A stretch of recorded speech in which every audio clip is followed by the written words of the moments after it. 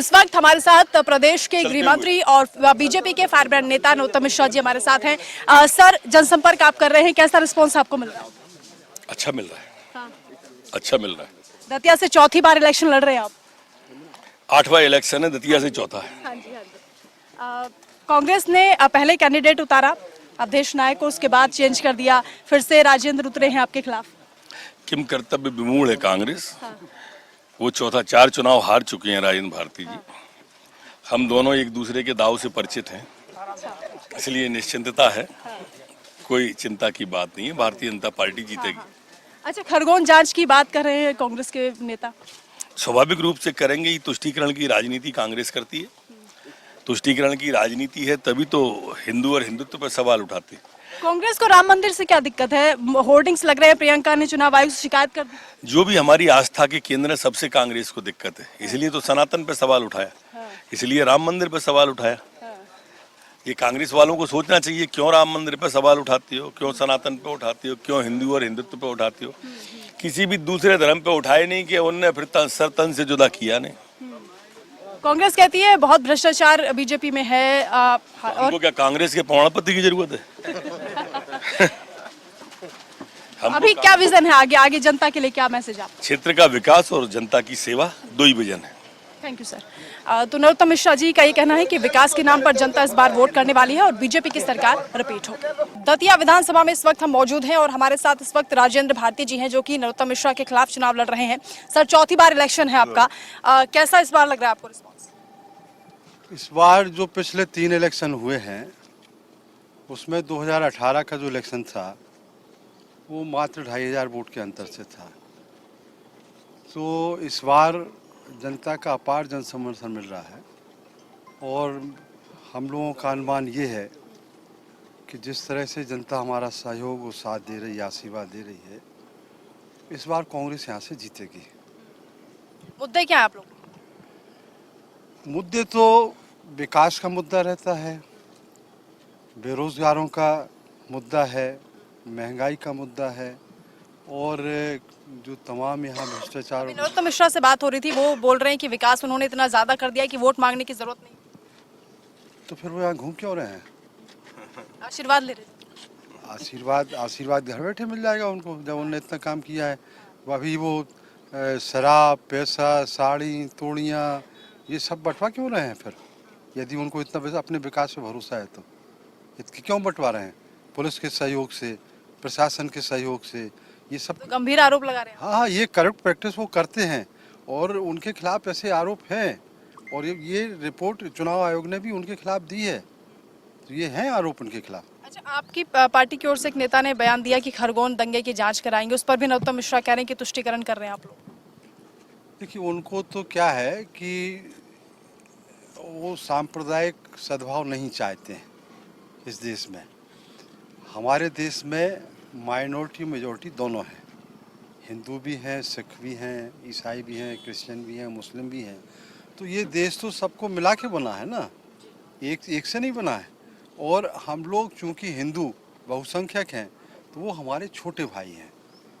जो मुस्लिम है या ईसाई हैं, क्रिश्चियन और भी हैं, सिख हैं, वो हमारे छोटे भाई हैं। तो बड़े और छोटे भाई का दर्जा इस देश में सभी लोगों का है।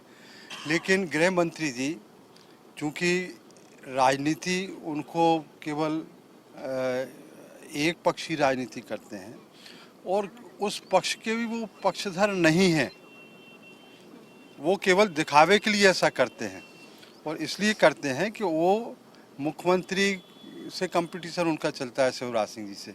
तो हाईकमान की नज़रों में वो इस तरह से चढ़े रहें और कभी तो शायद उनको जो मुंगेरी लाल का सपना है। कंपटीशन आपसे नहीं है, उनका मुख्यमंत्री से। हाँ, वो शिवराज सिंह जी से उनका चलता रहता है। वहाँ मीडिया में उनका शिवराज सिंह जी से चलता रहता है। दतिया में निश्चित रूप से कांग्रेस से उनका कड़ा मुकाबला है, कड़ा मुकाबला है दतिया में उनसे। और इसीलिए वो एक भी दिन दतिया नहीं छोड़ पा रहे हैं और वो पूरी तरह से घिरे हुए हैं। अपने गढ़ में आप कह रहे हैं कि वो लगातार इसलिए घूम रहे हैं कि उनको डर लग रहा है। भाई 2500 का वोट तो पिछले 2018 के चुनाव में था। इस बार तो जनता उनको तय किए हुए है कि हराना ही है। वजह वजह तो उनकी जो राजनीति की शैली है वो बड़ी भयावह विचित्र है और लोगों को आतंकित और डरा के करने वाली राजनीति ज़्यादा दिन तक नहीं चलती है। उसका अंत तो होता ही है और इस बार उनकी राजनीति का अंत है। जनता इस राजनीति का अंत कर रही है। अच्छा, पिछली बार आप बहुत कम मार्जिन से आप हारे थे, उसकी क्या आपको वजह लग रही है? आप लगातार अभी भी घूम रहे हैं, क्या जनता किस तरह से रिस्पॉन्स कर रही है? जनता बहुत अच्छा, मैंने आपसे बताया कि जनता का जन समर्थन अच्छा मिल रहा है। 2018 से भी ज़्यादा समर्थन मिल रहा है और जनता इस बार तय किए हुए है कि मध्य प्रदेश के साथ ही दतिया जिले में परिवर्तन करना है। और जब परिवर्तन जनता ने सोच लिया है कि ये 20 वर्षों से 18 वर्षों से ये जमे हुए हैं, इनके कार्यकाल में भ्रष्टाचार, घोटाले, गबन, यही तो सब हुआ है। नौकरियों के नाम पर, चाहे वो पटवारी की हो और चाहे ये आपकी कांस्टेबल की भर्तियां हो पुलिस में, ये सब में घोटाले और भ्रष्टाचार तो हुआ है। चाहे रिवाल्वर लाइसेंस 5-5 लाख रुपए लेके बनते हों, तो ये सब जनता को दिख रहा है। और जब इनके खिलाफ कोई आवाज़ उठाता है, कांग्रेसी आवाज़ उठाते हैं, तो उनको प्रताड़ित किया जाता है, फर्जी केस बनाए जाते हैं, जेल भेजा जाता है और जनता के साथ भी यही व्यवहार उनके द्वारा किया जा रहा है। इसलिए जनता ने मन बना लिया है अब की बार कि नरोत्तम मिश्रा को यहाँ से हराएंगे और डबरा वापस भेजेंगे। राजेंद्र भारती जी का ये कहना है कि इस बार जनता ने परिवर्तन का मन बना लिया है और चौथी बार, क्योंकि वो नरोत्तम मिश्रा के खिलाफ इस बार चुनाव लड़ रहे हैं। पिछली बार बहुत कम मार्जिन से हारे थे, लेकिन इस बार उनका ये दावा है कि कांग्रेस जीतेगी और यहाँ से वो विधायक बनेंगे। इसके साथ ही सत्ता कांग्रेस की आने वाली है। देखना होगा कि चुनाव किस तरीके से क्या परिणाम। कांग्रेस नेता अवधेश नाइक जी इस वक्त हमारे साथ हैं और इनके बारे में आपको बता दूं कि अभी हाल ही में इनको कांग्रेस की ओर से टिकट भी मिला था नरोत्तम मिश्रा के खिलाफ चुनाव लड़ने के लिए। हालांकि बाद में कार्यकर्ताओं का जब दबाव बना तो टिकट कट गया है, लेकिन बीजेपी से ही कांग्रेस में अभी अगस्त महीने में ही इन्होंने ज्वाइन किया है। सबसे पहले तो मोहभंग होने की वजह बीजेपी से। मोहभंग होने की भारतीय जनता पार्टी से दो बड़ी वजह है।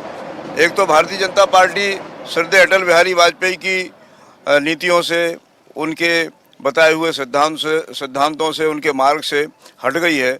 जो श्रद्धेय अटल जी लोकसभा में जब बहुमत की बात आई थी संसद में, तो उनकी सरकार एक मत से गिर गई थी। उस समय उसके पूर्व आदरणीय प्रमोद महाजन जी ने उससे कहा था, जो भारतीय जनता पार्टी के उस समय बड़े मैनेजर और प्रबंधक माने जाते थे, सब प्रकार का मैनेजमेंट वो करते थे, कि अटल जी से कहा कि अगर आप चाहें तो मैं 15-20 सांसदों का जुगाड़ कर सकता हूं, उनको खरीद सकता हूं और जो भाजपा के आपके पक्ष में मतदान करेंगे।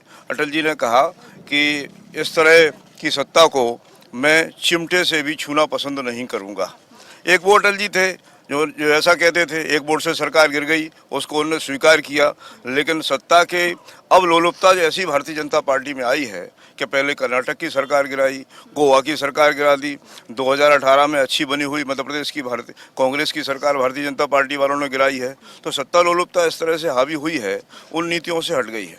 राम भगवान की बात करते हैं और टिकट उस छिंदवाड़ा में उस मोनिका भट्टी को देते हैं जिनके पिता जो गोंडवाना गणतंत्र पार्टी के अध्यक्ष थे मनमोहन साय भट्टी, जिन्होंने रामायण जलाने का दुष्कृत्य किया था, पाप किया था, उनके ऊपर अभी भी प्रकरण न्यायालय में। कथनी करनी में अंतर है, आप ये कहें? हाँ है, तो कथनी करनी में अंतर हुआ है। हाँ। एक बात, लेकिन आपको गेम चेंजर बता रही थी कांग्रेस।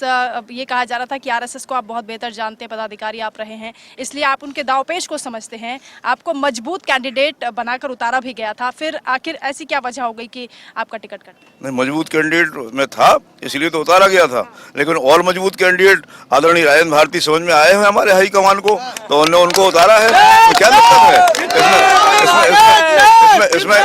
इसमें क्या दिक्कत है? और रही आरएसएस के या भारतीय जनता पार्टी के हथकंडों की, तो वो तो अलग बात है। मैं तो नरोत्तम मिश्रा के भी साथ रहा हूँ, उनके सारे हथकंडे जानता हूँ, और इसलिए नरोत्तम मिश्रा कभी सवेरे 6 बजे से नहीं निकले, अब सवेरे 6 बजे से निकलना पड़ रहा है। विकास एक तरफ चला गया, मुंह उनका चेहरा आप देखिए, चेहरा उतर गया, और बातचीत करते हैं तो चिड़चिड़ा रहे हैं इस बार, पहले कभी चिड़चिड़ाते नहीं थे। हार सामने दिख रही है। पिछली बार 2600 के बहुत कम मार्जिन से जीते थे, करोड़ों रुपए का विकास करने के बावजूद। इस बार 30,000 से ऊपर की हार होने वाली है, यह स्पष्ट दिख रहा है। कांग्रेस की नीतियां जनता को पसंद आ रही है? यहाँ पे कह रहे हैं कि कर्नाटक का जो फॉर्मूला है वो यहाँ पर आप लोग अप्लाई करेंगे तो जीत हो जाएगी। कर्नाटक का फॉर्मूला तो कर्नाटक की जनता ने नकार दिया ना, कौन? भारतीय जनता पार्टी का। इन्होंने 18 विधायकों को शामिल किया था, 13 मंत्री बनाए थे। उसमें से जब चुनाव हुआ, आम चुनाव हुए कर्नाटक में, तो 12 हारे उनमें से, और मंत्री हार गए उनमें से 8। और हमारा जो फार्मूला है कर्नाटक का, जो माननीय राहुल गांधी जी ने अपनाया था, उस फार्मूले के आधार पर पूरे प्रदेश में टिकट बटे हैं। और आप देखिए इस तरह से हमारे नेताओं में सामंजस्य है कि मुख्यमंत्री तक की कोई लड़ाई नहीं है। मुख्यमंत्री तो कह रहे हैं कि अगर मैं चला गया तो जनता मुझे याद करेगी, मैंने इतना ज्यादा काम कर दिया। विदाई संदेश है ना, मुख्यमंत्री का विदाई संदेश है। विदाई खुद ही कर रहे हैं, मैं चला जाऊंगा। कौन कहता है? जो जाने वाला वही तो कहता है, तो जाना उनका तय है। तो विदाई संदेश है उनका, इसको हम स्वीकारते हैं कि उनकी विदाई करने के लिए हम तैयार हैं कांग्रेसी, और उनकी सरकार की विदाई करने के लिए तैयार। नरोत्तम मिश्रा को डबरा भेजने के लिए दतिया की जनता भी तत्पर है और तैयार है। भेज के मानेंगे इस बार। लेकिन सिंधिया तो बहुत कुछ कहते हैं कांग्रेस के बारे में। सिंधिया जी तो खुद ही चुनाव हार गए थे गुनाह में, उसके बाद तो बेचारे दर दर भटक रहे हैं, टिकट नहीं मिल रहे उनके लोगों को। उनके लोग ही उनके पुतले जला रहे। पहली बार ऐसा हुआ कि उनके महल को घेरने के लिए मुन्नालाल गोयल पहुंच गए, उन्हीं के कट्टर समर्थक। आज तक महल को किसी ने नहीं घेरा, और उनकी कार के सामने लोग लेट गए, पत्थर फेंके उनके ऊपर, उन्हीं के समर्थकों ने। तो भाजपा में आके वो भाई साहब बन गए, वहाँ श्रीमंत थे हमारी पार्टी में। यहाँ भाई साहब जैसी स्थिति उनकी हो गई है, कोई पूछने वाला नहीं है। आप देखिए जब भारतीय जनता पार्टी में वो बैठते हैं तो उनकी सीटिंग व्यवस्था जो होती है, तो 15वें 16वें नंबर पे उनका नाम आता है। स्टार प्रचारकों में भी उनका नंबर देखिए आप, 20वें 18वें 17वें नंबर पर उनका नाम है। कांग्रेस में रहते थे 3रे और 4थे नंबर पर उनका नाम आता था, कभी कभी तो पहले नंबर पर उनका नाम आता था। उमा भारती भी नाराज चल रही बीजेपी से। दीदी का तो उपयोग किया। दीदी सर्व समाज की नेता थी, दीदी मास बेस लीडर थी, दीदी मध्य प्रदेश से बाहर तक दीदी की लोकप्रियता थी। इन्होंने उनको इस तरीके से बना दिया, केवल लोधी समाज का नेता बना दिया। उनके कड़े परिश्रम से, उनके भाषण शैली से, उनके प्रति लोगों के मन में आकर्षण से उनको नेता मानते हुए लोगों ने 2003 में भारी बहुमत से, ऐसा बहुमत आज तक किसी का नहीं है, सरकार बनाई थी। और 8 महीने 9 महीने में सरकार गिरा दी, उनको हटा दिया, मुख्यमंत्री पद से हटा दिया, और धीरे धीरे मध्य प्रदेश से बाहर भेज दिया। आज आप देखिए स्टार प्रचारकों की सूची में दीदी उमा भारती का नाम नहीं है।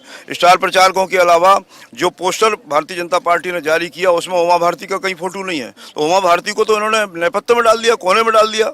इसको अपन कह सकते हैं कि इस तरीके उनकी भारी उपेक्षा हो रही है। इसलिए दीदी तो कह रही है कि मैं हिमालय जा रही हूँ। और हम लोगों से उन्होंने पहले 2013 में कह दिया था, मैं उनका कट्टर समर्थक, 2013 में उन्होंने हम लोगों से कह दिया था कि अपनी राय चुन लो, मेरी भारतीय जनता पार्टी नहीं सुन रही है। इसलिए उनके बहुत सारे समर्थकों ने पार्टियां उसी समय छोड़ना पड़ा। कांग्रेस में आने का फैसला कांग्रेस में आने का मैंने 2 बातें बताई। एक तो आपको पहले बता दी, रीति नीति से भटकी कांग्रेस भाजपा, इसलिए कांग्रेस में आए।